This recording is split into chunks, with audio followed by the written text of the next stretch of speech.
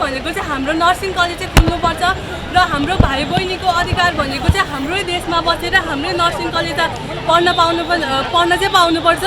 जति नै नर्सिङ कलेजहरू चाहिँ अहिले बन्द भएको छ त्यो सबै नर्सिङ कलेजहरू चाहिँ खुल्नुपर्छ र हाम्रो जति नै भाइ बहिनीहरूले चाहिँ अब जति नै पढ्ने इच्छा हुनुहुन्छ नि उहाँहरूले चाहिँ यही हाम्रै देशमै बसेर चाहिँ भाइ बहिनीहरूले चाहिँ पढ्न चाहिँ पाउनुपर्ने हुन्छ। त्यही भएर हाम्रो रिक्वेस्ट भनेको चाहिँ जसरी भए पनि कलेज चाहिँ खुल्नुपर्छ। हाम्रो चाहिँ खासमा चाहिँ नर्सिङ चाहिँ नदिएको भएर सहायता चाहिएको भएर चाहिँ हामी त्यही आन्दोलनमा आइरहेछौँ होइन।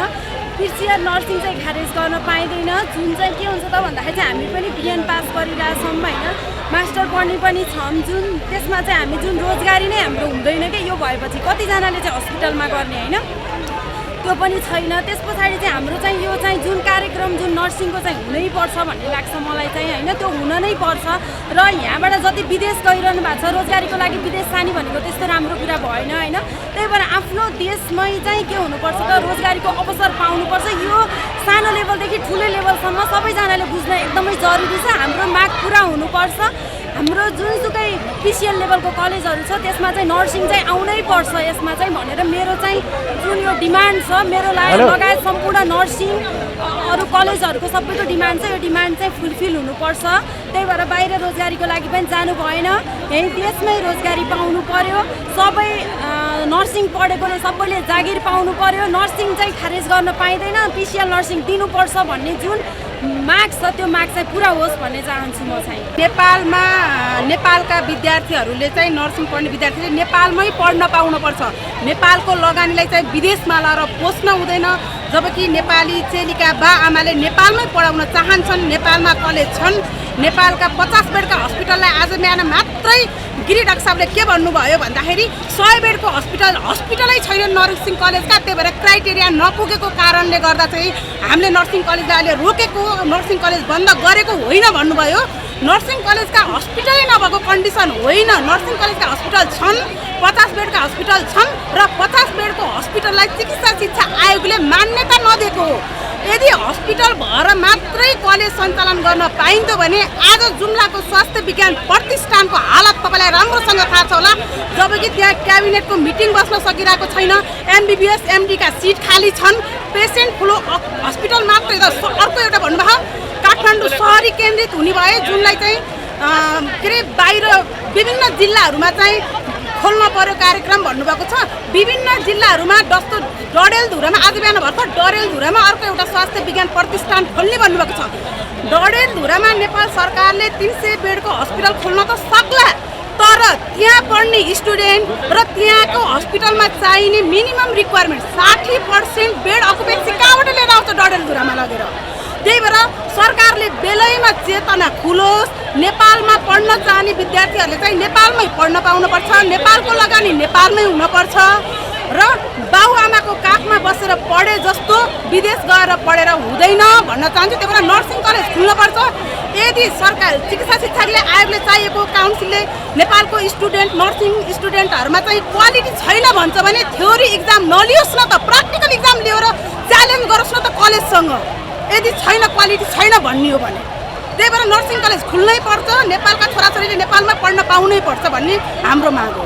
चिकित्सा शिक्षा सरोकार र सङ्घर्ष चाहिँ एउटा नेपाली नागरिकको विषय हो र त्यो नागरिकको देशभित्र प्राविधिक तथा चिकित्सा शिक्षा खुला रूपले अध्ययन गर्न पाउने अवसरलाई वञ्चित गर्ने गरी देशका नीति निर्माण गर्ने तहमा जुन गलत प्रवृत्ति हावी भइराखेको छ त्यसको विरुद्धमा सङ्घर्ष गर्न एकीकृत भएको यो देशका देशभक्त नागरिकहरूको यो समिति हो र हामी चिकित्सा शिक्षा आयोग, चिकित्सा शिक्षा ऐन, नेपालको प्राविधिक शिक्षा तथा व्यावसायिक तालिम परिषद प्राविधिक तथा व्यावसायिक शिक्षा सम्बन्धी ऐनहरू कार्यान्वयन गर्ने क्रममा पछिल्ला चरणमा देशमा जुन किसिमको विकृति देखा परिरहेको छ त्यसको विरुद्धमा सङ्घर्षरत छौँ।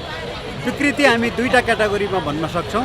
पहिलो, देशका नीति नियम ऐन कानुनहरू एक किसिमले बनेका छन् तर ती नीति नियम ऐन कानुनहरूलाई गलत किसिमले व्याख्या गर्दै शिक्षा क्षेत्रलाई नियोजन गर्ने, शिक्षा क्षेत्रमा कार्यरत विश्वविद्यालयहरू, प्रतिष्ठानहरू, शिक्षालयहरू, निजी शिक्षालयहरू, विद्यार्थी अभिभावकहरू, शिक्षक कर्मचारीहरू सबैको अहितमा हुने गरी र विदेशी विश्वविद्यालयहरू, विदेशी शिक्षण संस्थाहरूलाई हित हुने गरी कार्यान्वयन भइराखेको छ।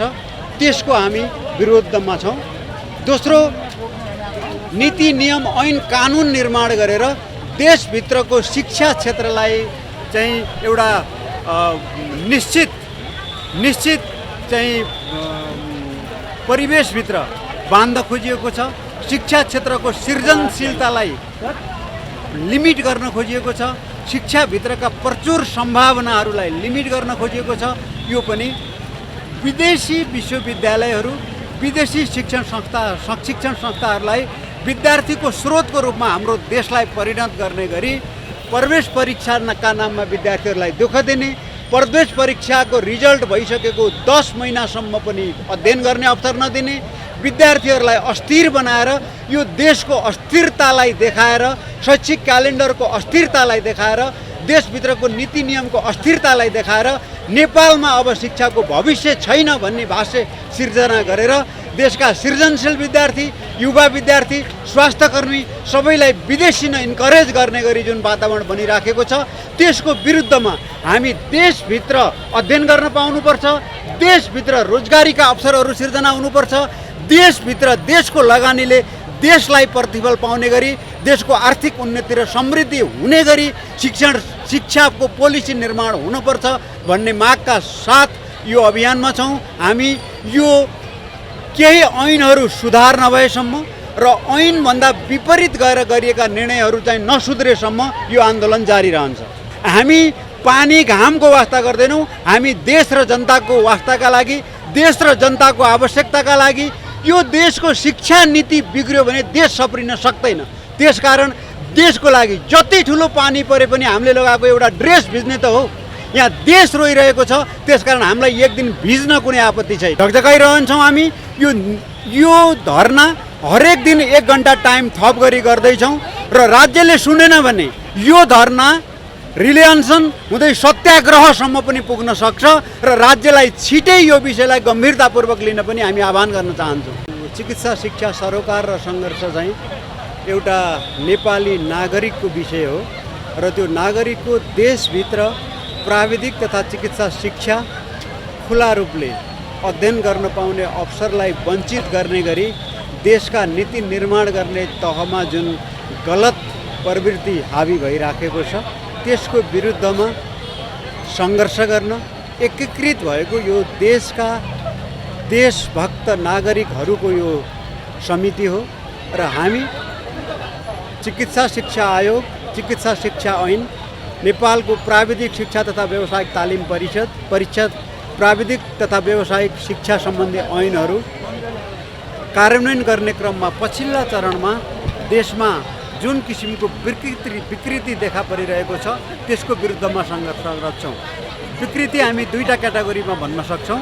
पहिलो, देशका नीति नियम ऐन कानुनहरू एक किसिमले बनेका छन्, तर ती नीति नियम ऐन कानुनहरूलाई गलत किसिमले व्याख्या गर्दै शिक्षा क्षेत्रलाई नियोजन गर्ने, शिक्षा क्षेत्रमा कार्यरत विश्वविद्यालयहरू, प्रतिष्ठानहरू, शिक्षालयहरू, निजी शिक्षालयहरू, विद्यार्थी अभिभावकहरू, शिक्षक कर्मचारीहरू सबैको अहितमा हुने गरी र विदेशी विश्वविद्यालयहरू, विदेशी शिक्षण संस्थाहरूलाई हित हुने गरी कार्यान्वयन भइराखेको छ।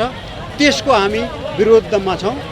दोस्रो, नीति नियम ऐन कानुन निर्माण गरेर देशभित्रको शिक्षा क्षेत्रलाई चाहिँ एउटा निश्चित चाहिँ परिवेशभित्र बाँध्न खोजिएको छ।